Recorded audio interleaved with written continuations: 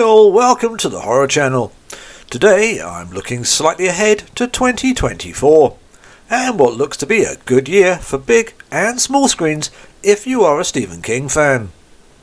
It looks like there are a lot of Stephen King related projects in the pipeline, but these look to be released first. Okay. Show me.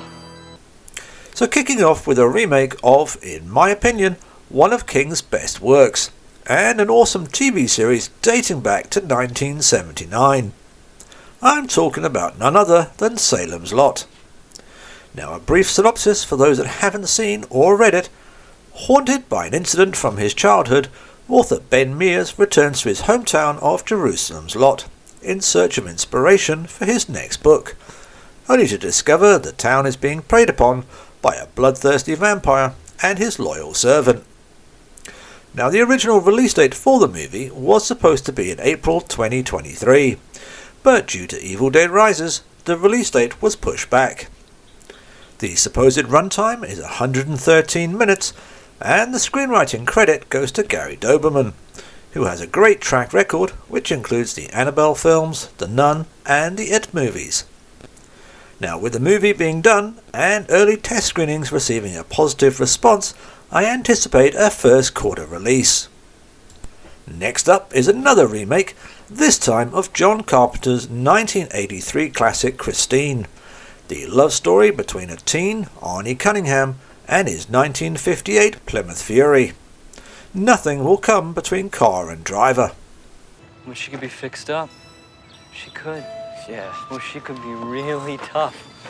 Now Brian Fuller, who is responsible for the Friday the 13th TV series Crystal Lake, is directing, and supposedly the only change that he plans on making is slightly updating the film to an 80s era, while staying faithful to the original Carpenter film. The next adaptation on the list only took a month from the book being published to Universal Pictures winning a bidding war to obtain the film rights. Fairy Tale tells the story of 17-year-old Charlie Reed, who has not had the easiest time growing up, what with the loss of his mother to a hit and run, and living with an alcoholic father. When Charlie starts working for a mysterious recluse, and accidentally stumbles upon a well-concealed portal, the adventure begins, transporting Charlie to an alternate world filled with haunted buildings and smashed statues, and an epic war between good and evil. Now no word on the film as yet, but I am hoping for this to be released towards the end of 2024. And in the meantime, I highly recommend you read the novel. And lastly, it's time to face your fears, as we can look forward to Welcome to Derry, a series set in the 1960s and one that will focus heavily on the origin of Pennywise from the It films.